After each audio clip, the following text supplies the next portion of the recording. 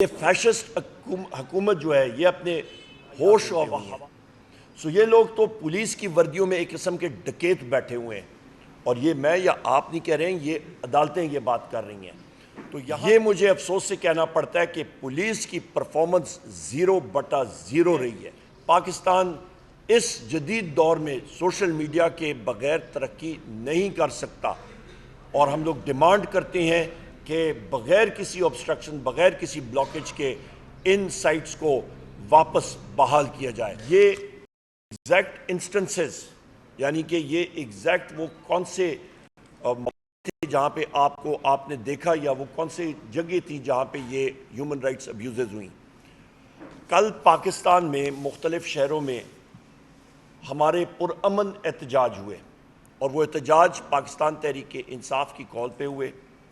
کوئی گملہ، کوئی چیز نہیں ٹوٹا۔ اسلام آباد میں بھی ہوئے، پنڈی میں ہوئے، لاہور میں ہوئے، مختلف سندھ کے شہروں میں ہوئے، کے پی میں ہوئے، بلوچستان میں، ہر جگہ ہوئے۔ پر آپ ستم ظریفی دیکھیں کہ پنجاب میں جتنے مظاہرے ہوئے، وہاں پہ وزیر اعلیٰ پنجاب جو کہ غیر آئینی، غیر قانونی طور پہ وہاں پہ بیٹھی ہیں، مریم نواز، ان کے کہنے پہ، اور ان کے جو نیچے آئی جی جو سہولت کار ہیں، وہ تو ابھی پبلک سرونٹ نہیں رہا، وہ ایک گھریلو، ان کا ایک سرونٹ، یعنی کہ ان کا گھریلو ملازم بن کے رہ چکا ہے مسلم لیگ نون کا۔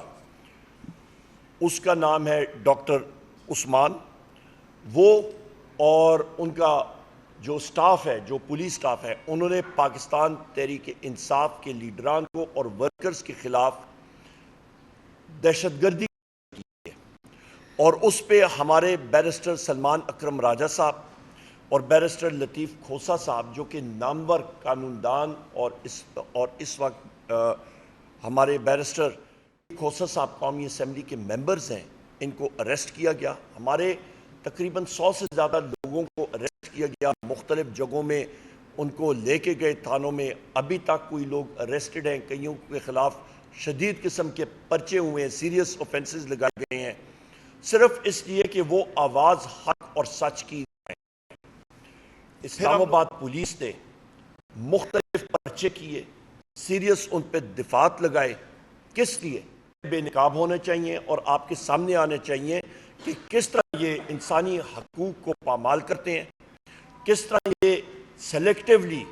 پاکستان تحریک انصاف کے ورکرز کے خلاف تشدد کرتے ہیں۔ اور ان میں سے ایس ایس پی آپریشن اور ڈی سی اسلام آباد، ان کے خلاف تو ہائی کورٹ نے بھی ان کے خلاف ان کو سزا سنائی ہوئی ہے۔ ان میں سے اسلام آباد میں ستم ظریفی یہ ہے، خواتین و حضرات، کہ آپ یہ بھی دیکھیں کہ ان میں آئی جی اسلام آباد ہو گیا، یہ ایس ایس پی آپریشن ہو گیا، اور ایس پی آپریشن ہو گیا۔ ہمارے قومی اسمبلی کے ممبر ہے شاہرام خان، یہ 1 سال پہلے ان کے چچا کے گھر پہ یہ لوگ گئے، 6-7 گھنٹے وہاں پہ انہوں نے ان کے سیف کھولے، اور ڈکیتی کے پرچے FIRs ان پہ ہوئی ہیں۔ سو یہ لوگ تو پولیس کی وردیوں میں ایک قسم کے ڈکیت بیٹھے ہوئے ہیں، اور یہ میں یا آپ نہیں کہہ رہے ہیں، یہ عدالتیں یہ بات کر رہی ہیں۔ تو یہاں پہ یہ کیا پروٹیکشن پرووائڈ کریں گے؟ ہم لوگ انشاءاللہ تعالیٰ قومی اسمبلی ہو یا صوبائی اسمبلی پنجاب ہو یا سندھ ہو، پبلک اکاؤنٹس کمیٹی کے ذریعے ہم لوگ ان کے اکاؤنٹس چیک کرائیں گے۔ ہم لوگ چیک کریں گے کہ انہوں نے، چاہے وہ سندھ پولیس ہو یا وہ پنجاب پولیس ہو یا اسلام آباد پولیس ہو، ان کی شاہ خرچیاں کیا ہوئی ہیں، ان کی پرفارمنس کیا ہے۔ اور یہ مجھے افسوس سے کہنا پڑتا ہے کہ پولیس کی پرفارمنس 0/0 رہی ہے، اور اس پہ میں جو یہ نگران دور میں کے پی پولیس بھی تھی، اس کو بھی ہم لوگ ان کے آڈٹ پیراز ہم لوگ چیک کریں گے، ان کے پرفارمنس ہم لوگ چیک کریں گے۔ جس طرح ظلم و جبر انہوں نے پاکستان تحریک انصاف کے لوگوں کے خلاف برپا کیا، ان کو ہم لوگ دیکھیں گے کہ اس دوران ان کی جو پرائمری بنیادی ڈیوٹی تھی، اور وہ ڈیوٹی تھی عوام کو تحفظ دینا، اس کے دوران کیا کرائم کی شرح انکریز ہوئی ہے، زیادہ ہوئی ہے یا کم ہوئی ہے۔ اور بدقسمتی سے افسوس سے کہنا پڑتا ہے کہ پولیس نے بجائے اس کے کہ اپنی پرائمری ذمہ داری وہ نبھاتے، بنیادی ذمہ داری نبھاتے اور ڈکیتوں کے خلاف جاتے اور کرائم کو، یعنی کہ آپ کے مختلف جو ڈکیتیاں ہو رہی تھی، چوریاں ہو رہی تھی، اس کے خلاف کام کرتے، ان کا ایک ہی مشن تھا اور ان کے اوپر ان کے سربراہان نے ان کو کہا کہ پاکستان تحریک انصاف کو کچلا جائے، اور اس کی ہم لوگ شدید الفاظ میں خواتین و حضرات مزاحمت کرتے ہیں۔ ان لوگوں کے خلاف انشاءاللہ تعالیٰ، چاہے وہ کالنگ اٹینشن ہو، چاہے وہ ہماری پریولیجز کمیٹیز ہوں، چاہے وہ ایڈجرنمنٹ موشن ہو، چاہے وہ پبلک اکاؤنٹس کمیٹی ہو، چاہے وہ ہیومن رائٹس کمیٹیز ہوں، چاہے وہ انٹیریئر کی کمیٹی ہو، انشاءاللہ تعالیٰ ہم ان لوگوں کو، ان کو میں افسران نہیں کہوں گا، یہ ذاتی ملازم ہے ایک انلیگل، غیر آئینی اور غیر قانونی وزیر اعظم جو اپنے آپ کو کہلاتا شہباز شریف اور مریم نواز کے، ان کو ہم لوگ بلائیں گے اور ان سے پوچھ گچھ ضرور کریں گے کہ آپ نے اپنے بنیادی حقوق اور اپنا جو آپ نے عہد اٹھایا تھا اس کی آپ کیوں اور کیسے خلاف ورزی کر رہے ہیں، اور ان کے پیچھے ہم لوگ قانون جو ہمیں اجازت دیتا ہے ان کی انشاءاللہ تعالیٰ ضرور احتساب کیا جائے گا۔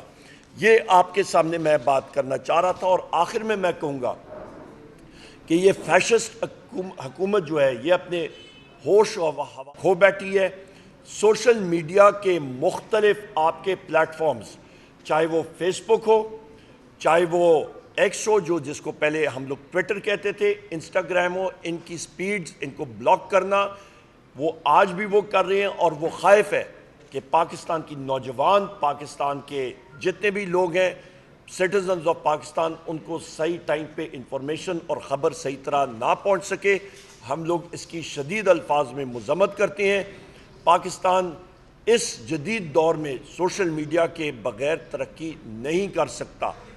اور ہم لوگ ڈیمانڈ کرتے ہیں کہ بغیر کسی obstruction، بغیر کسی بلاکیج کے ان سائٹس کو واپس بحال کیا جائے۔ اور میں آخر میں ایک بار پھر یہ بات کروں گا